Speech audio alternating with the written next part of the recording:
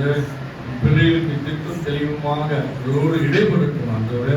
அப்போ அந்த வசனங்கள் புரிய, அந்த வார்த்தைகள் புரியத்தக்க ஆண்டவரே சிந்தையில் ஆண்டவரே வசனத்தை தெளிக்கிறோம் ஆண்டவரே.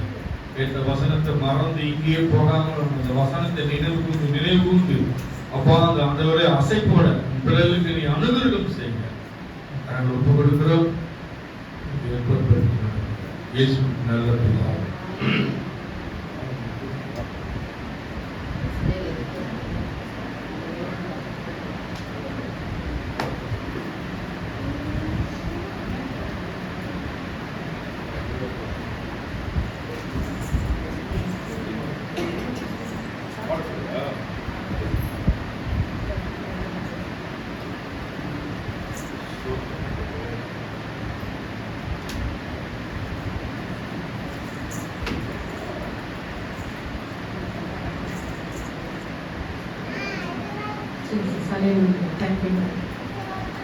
எத்தனை பேர் சந்தோஷமா கரங்களை உயர்த்தி அசைச்சு ஹல்லேலூயா பிரைஸ் ஹல்லேலூயா. சங்கீதம் 124 அதிகாரம் 5ஆம் வசனம் சத்தத்தை உயர்த்தி வாசிக்கிறேன்.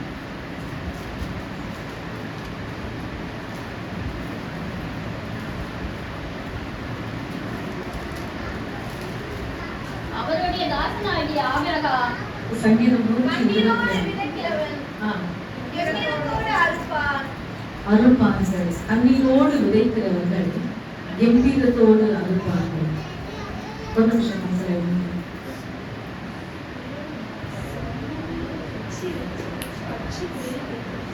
அன்பின் இயேசுவே 126 சங்கீதம் 5ஆம் வசனத்தில் கண்ணீரோடு விதைக்கிறவர்கள் கம்பீரத்தோடு அறுப்பார்கள். அத்தை கொடுத்த அந்த வார்த்தைக்கு ஸ்தோத்திரம். அதுவரை நீ எங்களோடு இடைப்படுகிறாங்க. 6 நாட்களும் மனுஷ சத்தங்களை கேட்டு அழுத்து போய் வந்திருக்கிறோம். அதுவரை 7ஆவது நாள் அவருக்கு ஓய்வு நாளை ஒப்பு கொடுக்கிறோம். கர்த்தர்களோடு இடைப்படுங்க நான் சொல்லிக்கிறேன். பேசுவது நீங்கள் அல்ல, பரிசுத்த ஆவியானவர் என்று சொன்னது போல ஹல்லேலூயா கர்த்தர் இடைப்படுகிறார்கள்.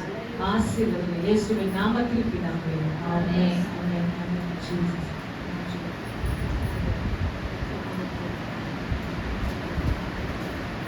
நேற்று தினத்துல நிறைய செய்திகளை எடுக்க நான் ஆரம்பித்தேன். அத்த சாட்சியாக எழுதுறேன். எல்லாத்தையும் நான் தேவ சமூகத்துல புரட்டி செய்திகளை நிறைய நான் எடுக்க ஆரம்பித்தேன். ஆனாலும் இந்த வசனம் தான் எனக்கு நிற்கிறது. என்னது? ஆனா ஜோடியான வசனங்கள் நாங்க எடுக்கவில்லை. நிறைய மெசேஜ் தலைப்புல எடுக்கிறேன். குறைஞ்சபட்சம் 1.5 அவர் என்ன செய்யறேன், போராடி கொண்டிருக்கிறேன். 1.25 வரைக்கும் நான் பைபிளை போய் வேற எந்த செய்தியில போய் உட்கார்ந்தா என்னால எடுக்க முடியல. இன்னொரு சப்ஜெக்ட்ல போய் உட்கார்ந்தா எடுக்க முடியல. இந்த வசனம் மட்டுமே கண்ணீரோடு விதைக்கிறவர்கள் ஒரு நபரை சொல்லவில்லை என்ற பன்மையான காரியங்கள். கண்ணீரோடு விதைக்கிறவர்கள்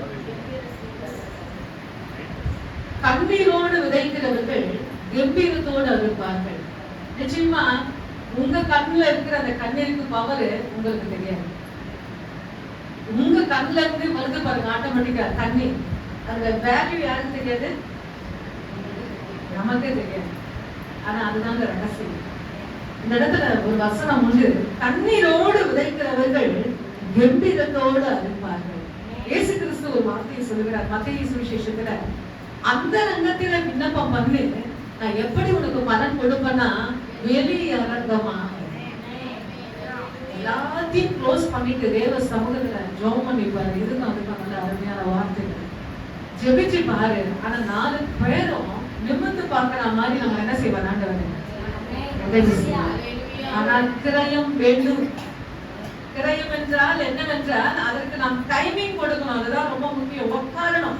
எல்லாம் பிஸி எல்லா காரியத்தையும் ஓரம் கட்டி விட்டு உட்கார்ந்து அதிலும் உட்கார்ந்து மட்டும் இல்ல, கண்ணீர் விட்டு பாருங்க. நிச்சயமாக கர்த்தர் உங்களுக்கு பலன் கொடுக்கிற தேவனாக இருக்கிறார். கண்ணீரோடு விதைக்கிறவர்கள் கம்பீரத்தோடு அறுப்பார். சும்மா சாதாரணமா இருக்க மாட்டாங்களா? அவங்க நிமிர்ந்து வரும்போது அவ்வளவுதான் ஒரு கம்பீரம். அல்லேலூயா. ஏன்னா தனிப்பட்ட முறையில் அவர்கள் கண்ணீர் விட்டு இருக்கிறார்கள். ஆராதனையில் அவர்கள் கண்ணீர் விட்டு இருக்கிறார்கள். என் ஆண்டவர் எப்படி அறுக்க வைப்பார் என்றால் கம்பீரத்தோடு அழுக வைப்பார்கள். அல்லேலூயா. இதனுடைய ரகசியத்தை புரியுமானால் நிச்சயமாக உபவாச ஜெபத்துல நான் அதிகமாக ஒரு சம்பவத்தை நான் சொல்லியிருக்கேன். எத்தனை பேருக்கு புரியுது தெரியல. ஆனா ஆராதனையில உபவாச ஜெபத்துல வராதவங்கள நிறைய பேர் வந்ததுனால இப்பொழுது அதனுடைய உதாரணத்தை சொன்னா கொஞ்சம் நல்லா இருக்கும் நினைக்கிறேன். ஒரு திருச்சபையில கதை ரொம்ப பிடிக்கும் உங்களுக்கு. கதையில இந்த நிஜம். ஒரு திருச்சபையில ஒரு வயதான தாயார் எப்பவுமே பின்னாடி உட்கார்ந்து அழுதுட்டே இருப்பாங்க. என்ன பண்ணுவாங்களா? எப்பவுமே அவங்க கண்ணுல கண்ணீர் இருந்துட்டே இருக்குமா. அந்த பாஸ்டர் வந்து அழகா சந்தோஷமா நடந்து வருவாங்க. இவங்க கண்ணீரை பார்த்து என்ன ஆயிடுவாரு? ரொம்ப டிஸ்டர்ப் ஆயிடுவாங்க. வாரம் வாரம் ரொம்ப அழுதுட்டே இருப்பாங்க. அப்ப இவருக்கு ரொம்ப கோவம் அதுக்கு ஆறெல்லாம் முடிஞ்சுதான். எதுக்குதான் நீ சும்மா அழுவுற? என்ன சொன்ன பாஸ்டர்? எதுக்குதான் சும்மா அழுகுறோம்? நீ எப்ப பார்த்தாலும் எல்லாரையும் சந்தோஷமா நான் பார்ப்பாங்க. கடைசியில பார்த்தா ரொம்ப அழுதுட்டே இருக்கேன்னு சொல்லி அந்த கண்ணீரை ரொம்ப கேர்லெஸ் பண்ணிட்டு போயிட்டாரா.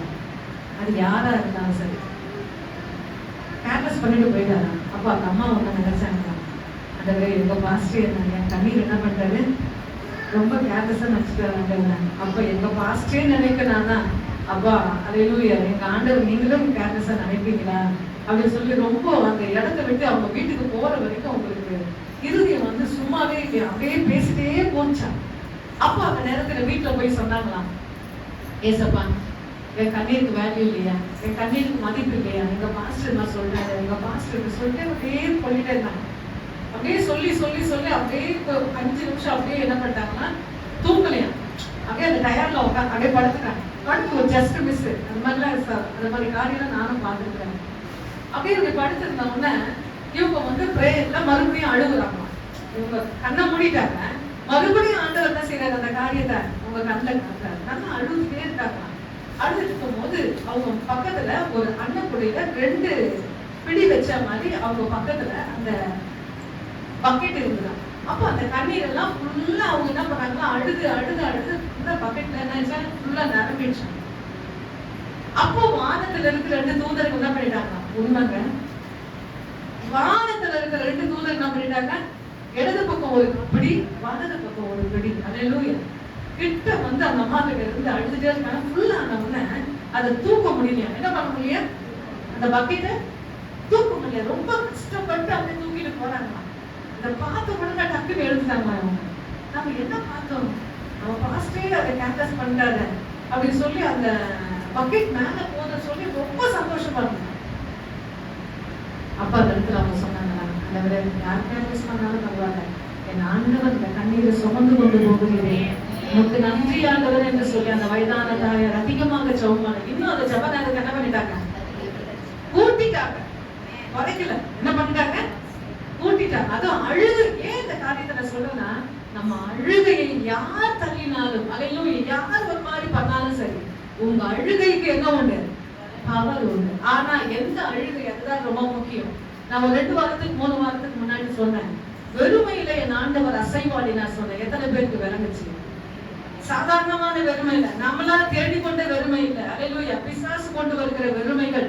அல்லேலூயா. அந்த வெறுமைகளில என் ஆண்டவர் அசைவாடி அதை முற்றிலுமாக அர்த்தமாக்குகிறார் என்று சொல்லி அந்த வசனங்களை பார்த்தோம். அந்த மாதிரி எந்த கண்ணீர்ல அவர் அசைவாடுகிறார், அதுதான் ரொம்ப முக்கியம்.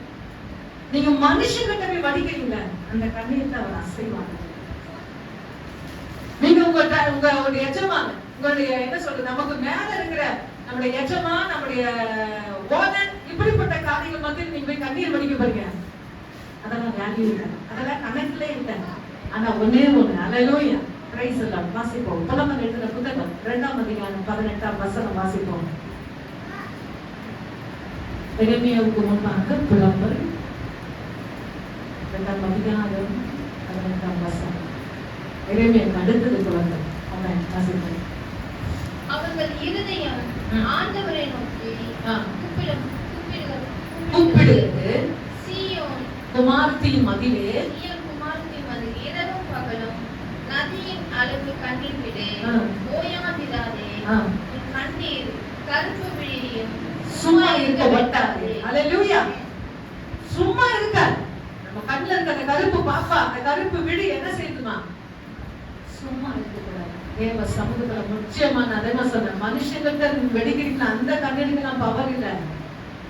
உங்களுடைய அம்மா கிட்டயோ உங்க அப்பா கிட்டயோ உங்களுடைய கணவர் கிட்டயோ உங்களுடைய அண்ணன் தம்பி கிட்ட எல்லாம் விடுறீங்க பாருங்க, அதெல்லாம் கணக்கு இல்லை. ஒன்னே ஒண்ணு கர்த்தருடைய சமூகத்துல வடிக்கிற அந்த கண்ணீருக்கு அல்லேலூயா பவர் அதிகமாக இருக்கிறது. அதற்கு வேல்யூ உண்டு. நிச்சயமாக எனக்கு அருமையான கர்த்தருடைய பிள்ளைகளே, தேவ சமூகத்தில் எவ்வளவுக்கு எவ்வளவு நாம் கண்ணீர் விடுகிறோமோ அல்லேலூயா, கர்த்தர் சும்மா இருக்கிற தேவன் அல்ல, அவர் யுத்தம் செய்கிற தேவன், அவர் காரியங்களை நடப்பிக்கிற தேவன். அல்லேலூயா. உங்களுடைய கண்ணீர்கள் மனிதர்கள் அசட்டை பண்ணினா, உங்களுடைய பிள்ளைகள் அசட்டை பண்ணினா, அல்லேலூயா, உங்களுடைய உறவினர்கள் அசட்டை பண்ணனா, ஆனால் கர்த்தருடைய சமூகத்திலே அல்லேலூயா நீங்கள் அமரும் போது, முற்றிலுமாக கண்ணீர் விட்டு ஜெபிக்கும் போது அந்த ஜெபங்களை என் தேவன் அங்கீகரிக்கிறவராக இருக்கிறார். இந்த உலகம் அங்கீகரிக்கிறதோ இல்லையோ, ஆண்டவர் அங்கீகரிக்கிறார். ஆமென். Praise the Lord. இப்பொழுது நாம் வாசிக்க போகிறோம் நீதிமொழிகள் எழுதின புத்தகம் 11ஆம் அதிகாரம் 18ஆம் வசனம் வாசிப்போம்.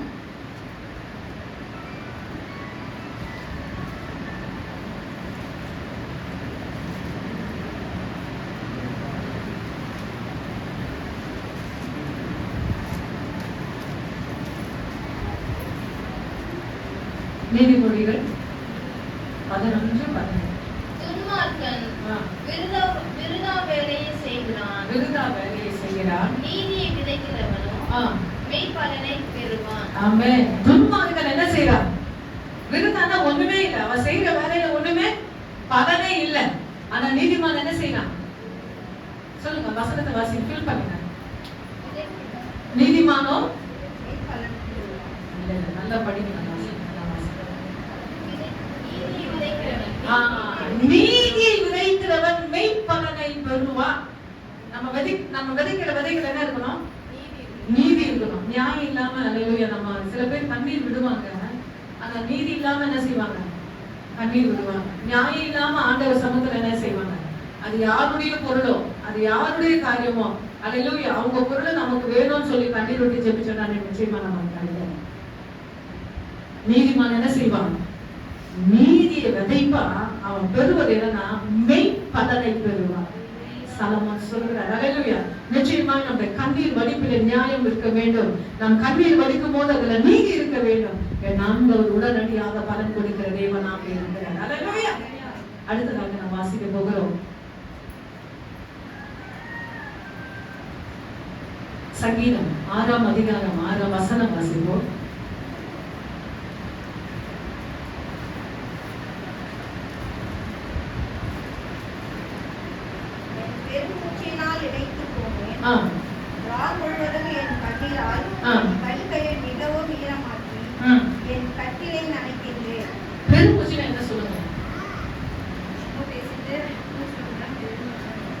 ஒரு காரியத்தை நம்ம நினைச்சிட்டு அதுல என்ன செய்ய போறோம், அதுல என்ன முடிவெடுக்க போறோம், ஒண்ணுமே தட்டு தடுமாறி இருப்ப பாருங்க. அப்போ ஒரு பெருமூச்சு உள்ள இருந்து வெளியே வரும். அந்த பெருமூச்சினால அவர் என்ன செய்யறாரு?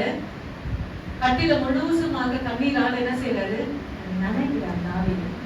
அதனால என் ஆண்டவர் நிச்சயமாக நீங்க தேவ சமூகத்துல பெருமூச்சு விட்டு நீங்க அழுது பாருங்க, நிச்சயமா என் ஆண்டவர் படைக்கிறார்.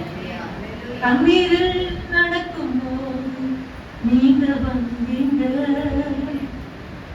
வனாந்திரம் போகும் போது நீங்க வந்தீங்க. கண்ணீரில் நடக்கும் போது நீங்க வந்தீங்க, வனாந்திரம் போகும் போது நீங்க வந்தீங்க. பசியோடு இருக்கும் போது பசியோடு இருக்கும் போது உணவு தந்தீங்க, கண்ணீரோடு அழுகும் போது கண்ணீர் துடைச்சீங்க. நான் கண்ணீரோடு அழுகும் போது கண்ணீர் துடைச்சீங்க.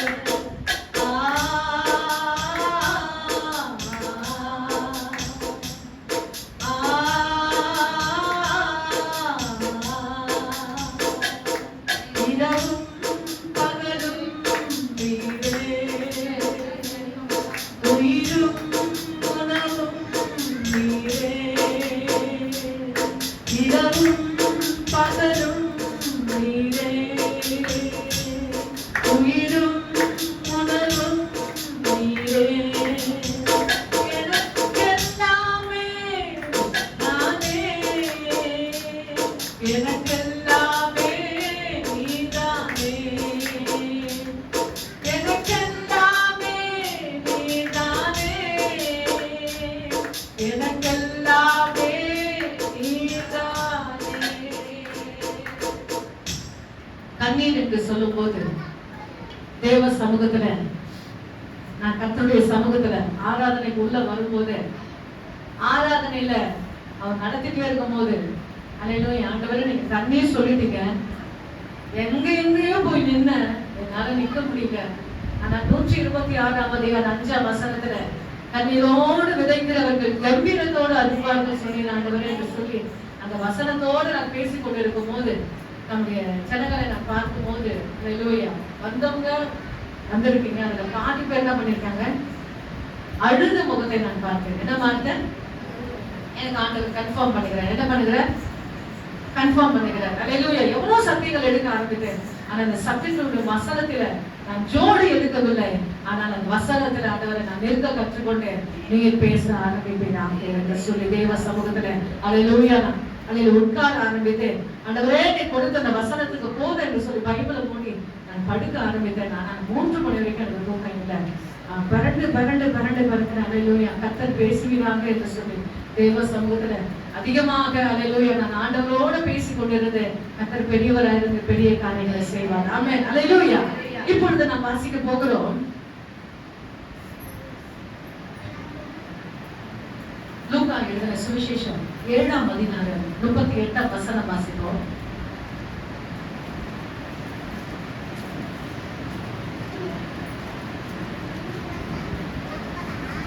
ஏழாம் அதிகாரம் 38ஆம் வசனம்.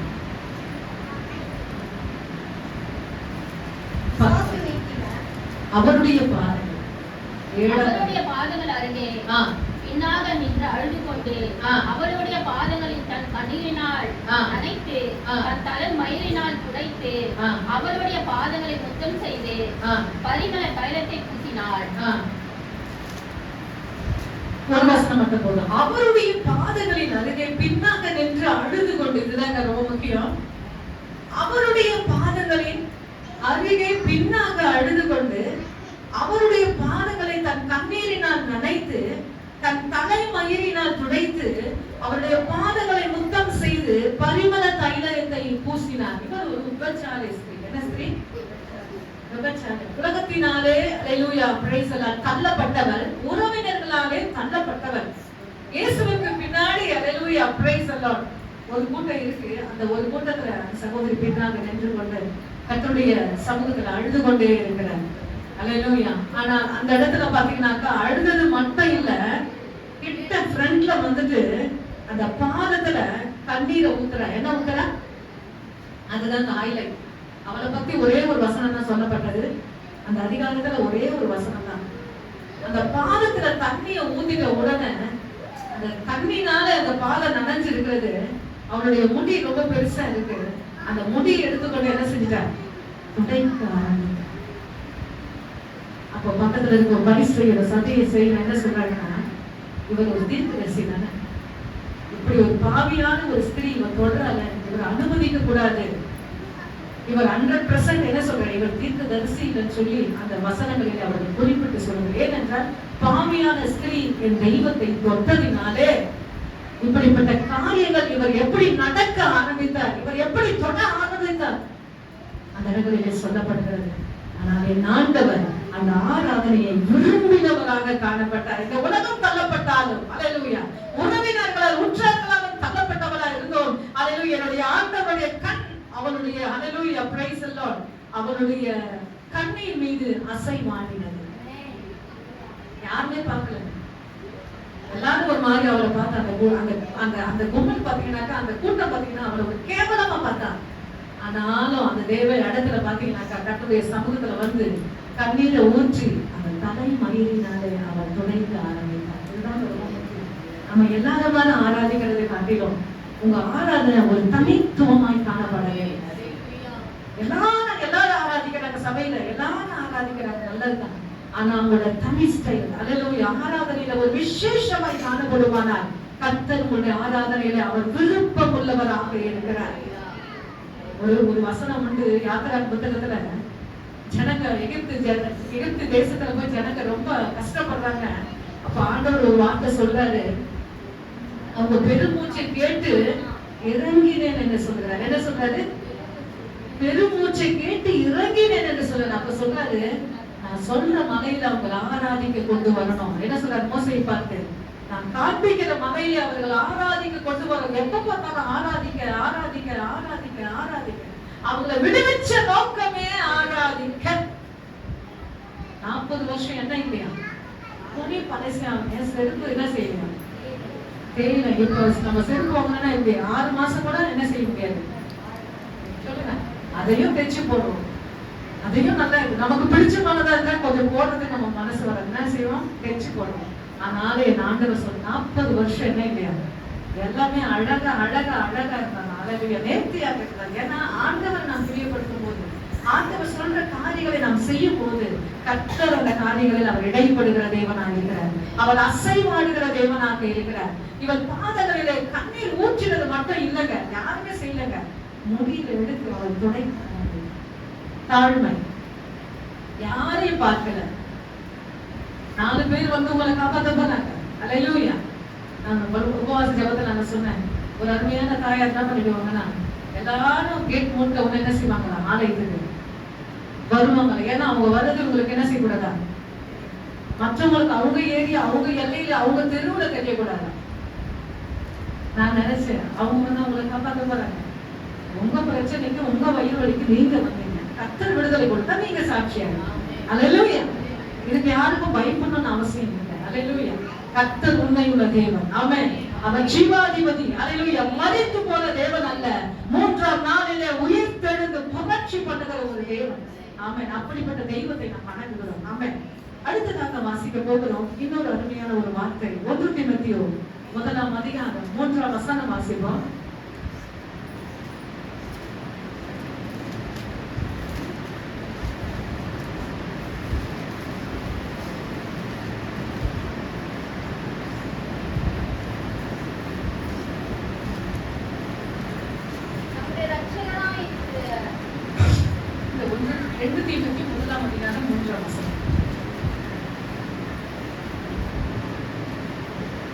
பக்கம் 291 பக்கம் 2 தீமோத்தேயு 1ஆம் அதிகாரம் 3ஆம் வசனம். நான் இரவும் பகலும் இடைவிடாமல் என் ஜெபங்களை நினைத்து உன்னை ஞாபகம் பண்ணினேன். சந்தோஷத்தினால் நிறையப்படும்படிக்கும் உன்னை காணும் பஞ்சாயிருக்கிறேன். ஆமென். அல்லேலூயா. praise the lord. thank you master. அல்லேலூயா. உங்களுடைய படிப்பை நம்ம கேட்கும்போது ரொம்ப ஆச்சரியமாக இருக்கு. சிஸ்டர் பெபரா படிப்பு நிச்சயமா வாஞ்சியே நம்ம படிக்க ஆரம்பிச்சிட்டோம்னா ஆண்டவர் என்ன பண்ணிடுவாரு, படிக்க வச்சிடுவோம். அவங்களுக்கு படிக்க அவங்க நாங்க கேட்கும் போது நான் சொன்னேன், நான் படிக்கல சிஸ்டர், நானா எடுத்து கூட்டி நான் ரொம்ப ஸ்ட்ரைன் பண்ணி என்ன செஞ்சேன், படிப்பேன். கத்துக்கிறேன். 3 முறை பைபிள் படிச்சிருக்காங்க. அல்லேலூயா. எவ்வளவு பெரிய காரியம் பாருங்க.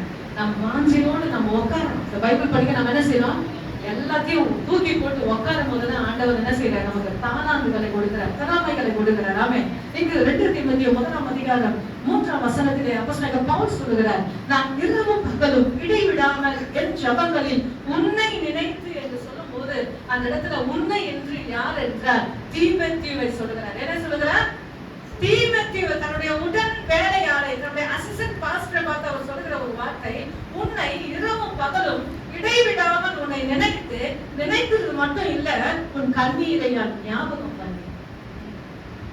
மனுஷனே ஞாபகம் வைக்கிறார்னா என் ஆண்டவர் எப்படி சொல்ல வாய் இல்லைங்க. அல்லேலூயா. சொல்ல வார்த்தையே இல்ல.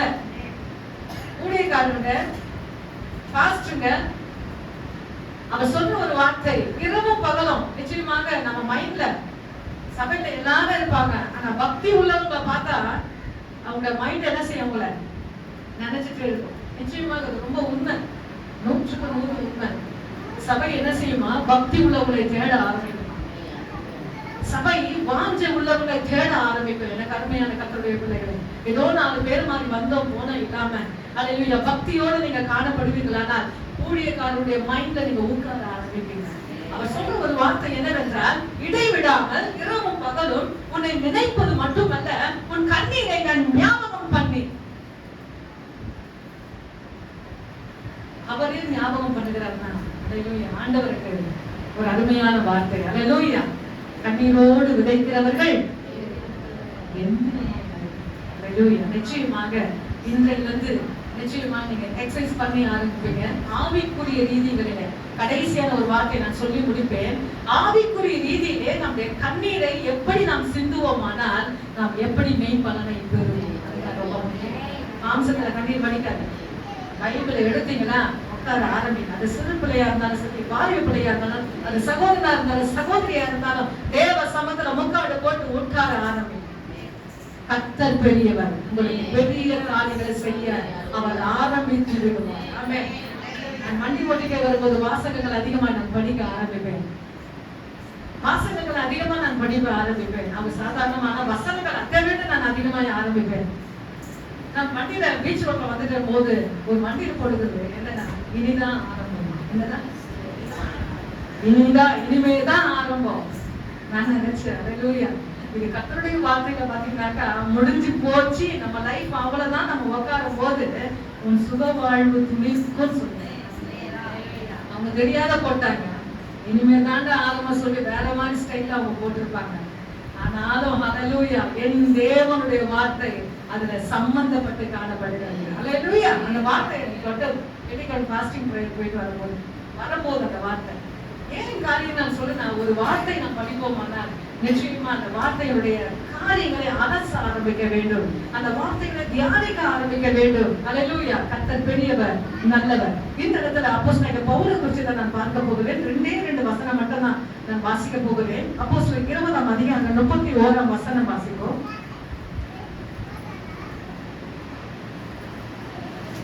அப்போஸ்தலர் 20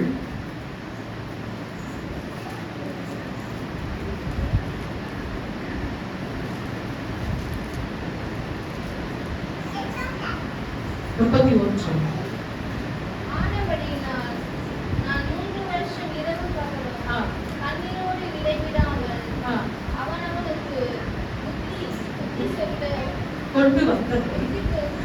கொண்டு வந்ததை நினைத்து விழித்திருங்கள். அல்லேலூயா. சபைக்குள்ள ஓனாய் வந்துச்சான். என்ன வந்துச்சான்? மந்தையை கெடுக்க, ஆடுகளை அழிச்சு போட ஓனாய் வந்துச்சான். அப்ப அவர் சொல்றாரு, அப்போஸ்தலன் பவுல் சொல்லுகிறார், ஆனபடியா நான் 3 வருஷ காலமா இரவும் பகலும் கண்ணீரோடு. இந்த வசனமோ அந்த வசனம் எவ்வளவு மேட்சா இருக்கு பாருங்க. ஒரு நபரை பார்த்து அவர் சொல்லுகிறார், இரவும் பகலும் இடைவிடாமல் உன்னை நினைத்து, உன்னை நினைப்பது மட்டுமல்ல உன் கண்ணீரை ஞாபகம் பண்ணி என்று சொல்லுகிறார். ஆனா இந்த வசனத்துல ஒட்டுமொத்தமாக சபையை பார்த்தவர் சொல்லுகிறார், ஒரு தனி மனுஷனுக்கு அவர் சொல்லப்பட்ட வார்த்தை தீமோத்தேயு. இங்க அப்போஸ்தலர் 20ஆம் அதிகாரம் 31ஆம் வசனத்திலே நான் 3 வருஷ காலமாய் இரவும் பகலும் கண்ணீரோடு இடைவிடாமல் அவனுக்கு புத்தி சொல்லி கொண்டு வந்ததை நினைத்து விழித்திருந்தார். எவ்வளவு வார்த்தை பாருங்க. ஒரு நபருக்கும் சொல்லுகிறார், ஒரு கூட்டத்துக்கும் அவர் சொல்லுகிறார். அல்லேலூயா. எவ்வளவு பெரிய காரியம் பாருங்க. மந்தையில ஓனாய் வந்துட்ட உடனே சபையினுடைய மேய்ப்பனால சும்மா இருக்க முடியாது. 3 வருஷ காலமாய் அந்த சபைக்கு அவர் திட்ட தெளிவுமாக, அல்லேலூயா, கடினமாக ஒவ்வொரு வார்த்தைகளை சொல்லிக் கொண்டே வருகிறார். அது சாதாரணமாய் சொல்லவில்லை, கண்ணீரோடு சொல்லுகிறார். அவன் என்றால் தனித்தனியா சபையில் இருக்கிற ஒவ்வொருவருக்கும் தனியாக அவர் புத்தி சொல்லி கொண்டிருக்கிறார். அல்லேலூயா. நம்முடைய ஆவிக்குரிய பாதையில நம்மை திசை திருப்ப, நம்முடைய ஜெப ஜீவியத்தை குறைக்க, வேத வாசிப்பை குறைக்க, ஆவிக்குரிய பாதையில பரிசுத்த வழியிலே நாம் கடந்து போகும்போது நம்மளை டிஸ்டர்ப் பண்ண பல இடர்கள் வந்தாலும் இந்த இடத்துல அவர் சொல்லுகிறார், ஒவ்வொருவனுக்கு நான் புத்தி சொல்லிக் கொண்டு வருகிறேன். நிச்சயமாய் அவர்களுக்கு மட்டுமல்ல, நமக்கும் அந்த வார்த்தை தான். ஆடுகளை கெடுக்க, ஆவிக்குரிய வாழ்க்கையை அழிக்க பல ஓநாய்கள் சபைகள் வந்தாலும் சரி, அது நாம் இனம் கண்டுபிடிக்க முடியாத காணப்பட்டாலும் சரி, அதை சரியாக முறையில நாம் வெளிக்கொண்டு அதை தெளிந்து புத்தி உள்ளவர்களாய் மேற்கொள்வோமானால் கர்த்தர் நமக்கு கிருபை கொடுப்பார். ஆமென். Praise the Lord. 2 கொரிந்தியர் 2ஆம் அதிகாரம் 4ஆம் வசனம் வாசிப்போம். 2 கொரிந்தியர் 2ஆம் அதிகாரம் 4ஆம் வசனம் வாசிப்போம்.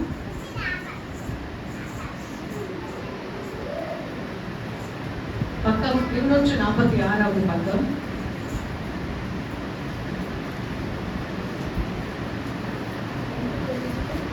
இரண்டாம் அதிகாரம் 4ஆம் வசனம். அன்றியும் நீங்கள் மைக்கேல் அன்றியும் நீங்கள் துக்கப்படும்படிக்கு எழுதாமல் உங்கள் மேல் நான் வைத்த அன்பின் மிகுதியினாலும் நீங்கள் அறிவின்படிக்கு மிகுந்த வியாகுலமும் மன இறுக்கமும் அடைந்தவனாய் அதிலே கண்ணீரோடு உங்களுக்கு எழுதினேன். ஆமென். அல்லேலூயா. அன்பின் மிகுதியை நீங்கள் அறியுங்கள். அவருடைய அன்பின் மிகுதியை எப்படி காண்பிக்கிறார்னா கண்ணீர்ல காட்டுறார். யாரு? அப்போஸ்தலன் பவுல் பல சபைகளை குறித்தும் பல விசுவாசிகளை குறித்தும் பல உடன் ஊழியர்களை குறித்தும் அந்த அன்பின் மிகுதியை எப்படி வெளிப்படுத்துறாருன்னா கண்ணீர்ல வெளிப்படுத்துறார். என் ஆண்டவர் நிரூபித்தார். நம்ம கண்ணீர்ல நிரூபிச்சோம். என் ஆண்டவர் எப்படி நிரூபிச்சார் சொல்லுங்க.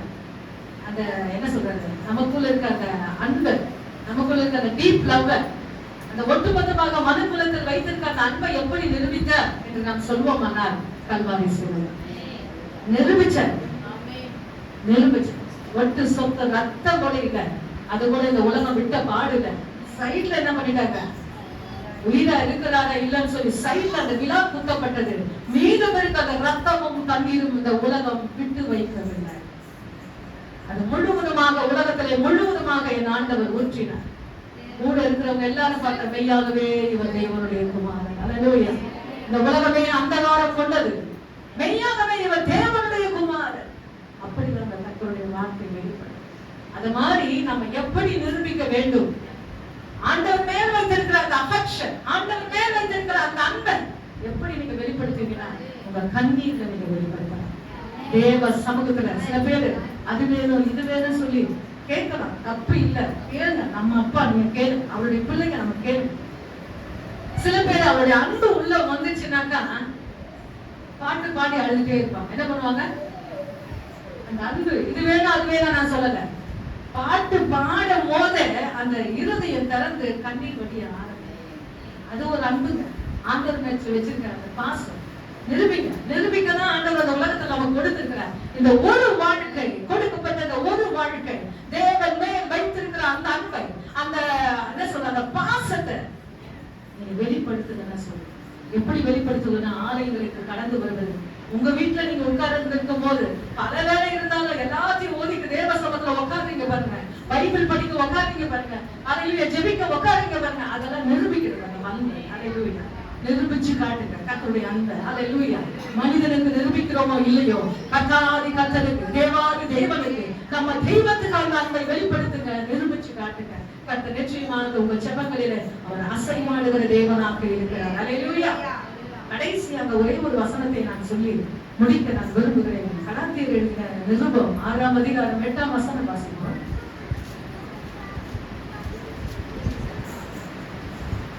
முடிக்க விரும்புகிறேன். கலாத்தியர் இப்பதான் சொன்ன பாத்தீங்கன்னா கடைசி ஒரு வசனம் சொன்னேன். 6ஆம் அதிகாரத்துல 8ஆம் வசனம்.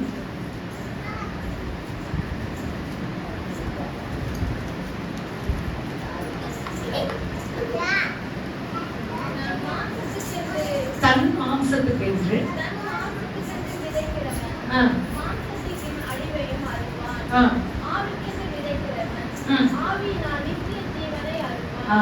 இதுதான் சொன்னேன். மாம்சத்துல விதைக்காதீங்க. என்ன பண்ணக்கூடாது? மாம்சத்துல விதைக்காதீங்க. அவங்க என்ன இப்படி சொல்லிட்டாங்களே செஞ்சு காட்டுன்னு சொல்லி அங்க போய் விதைக்காதீங்க. ஆனா ஆவியில அங்க வர அவங்க சொல்லிட்டாரு, என்ன எப்படி பேசிட்டாரு. யாருக்கு நீங்க ஒப்பு கொடுக்கலாம்? ஆண்டவருக்கு ஒப்பு கொடுக்கணும். மாம்சத்துல போய் அங்க போய் அல்லேலூயா சண்டை போட்டுதான் செஞ்சுதான் இல்ல, ஆவியில ஒப்பு கொடுத்து அழுது பாருங்க. கர்த்தர் யுத்தம் செய்ய ஆரம்பிப்பார். அல்லேலூயா. எந்த ஒரு கத்தியின் ரத்தம் என்று அல்லேலூயா என் ஆண்டவர் யுத்தம் செய்வாரானால் அது பெருசாக தான் இருக்கும்.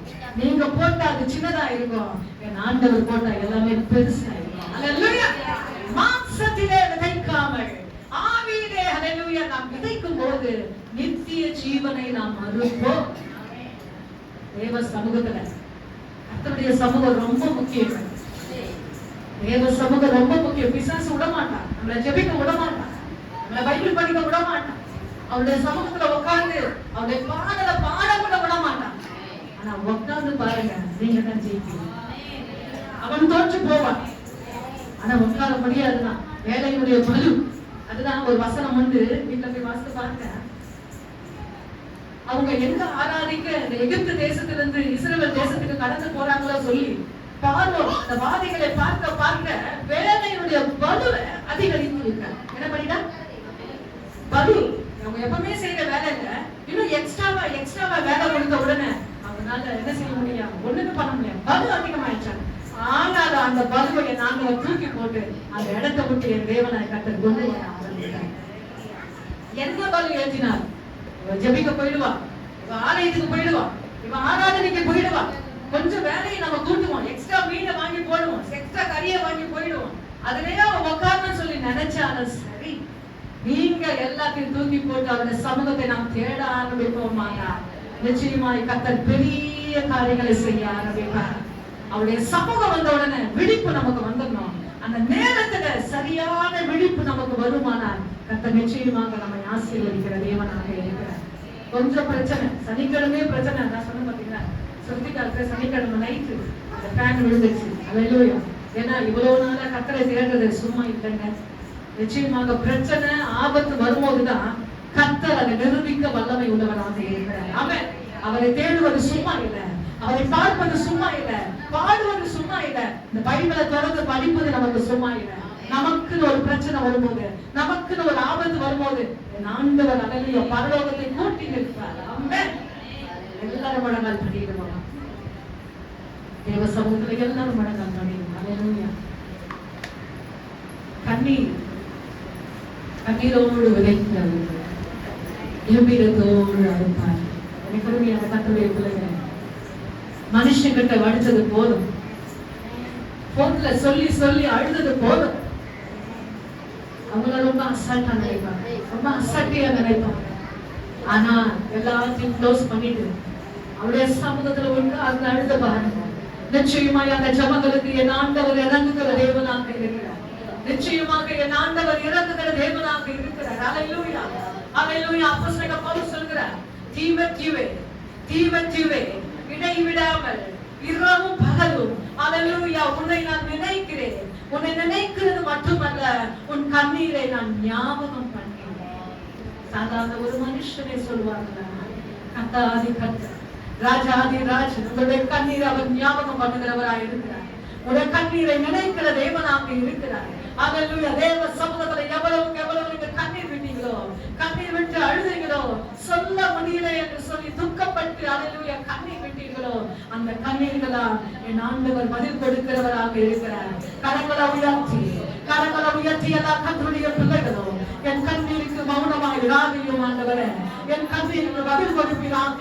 இவ்வளவு நாட்களாக உடைய சமூகத்துல ஜெபித்த அந்த ஜபங்களுக்கு, அந்த கண்ணீருக்கு என் தேவன் பதில் கொடுப்பீராக. என் தெய்வம் இறக்குவீராக. ஆண்டவரே, எத்தனையோ பிரச்சனைகள், எத்தனையோ போராட்டங்கள், வருமானத்தின் குளறுபடிகள், குழப்புகள், அல்லேலூயா, கையின் பிரயாசங்களிலே முன்னேற்றங்கள் இல்லை.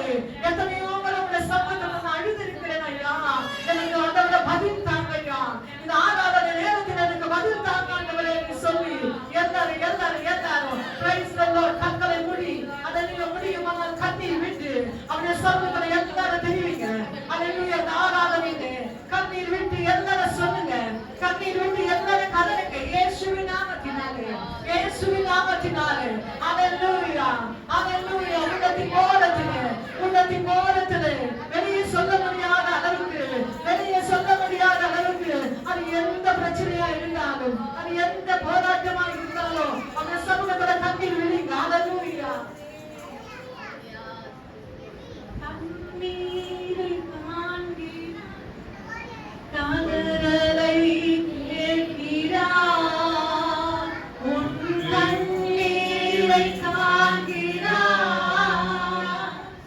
கதறலை கேட்கிறார்,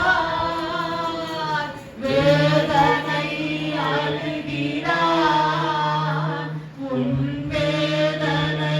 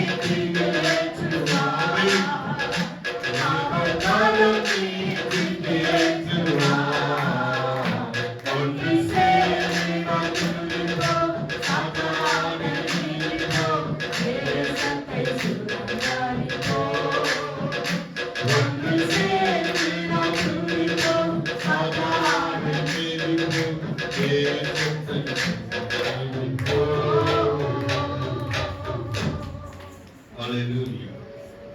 ஆண்டவரே, உமக்கு நன்றி செலுத்துகிறோம். ஒரே ஒரு வசனம் 91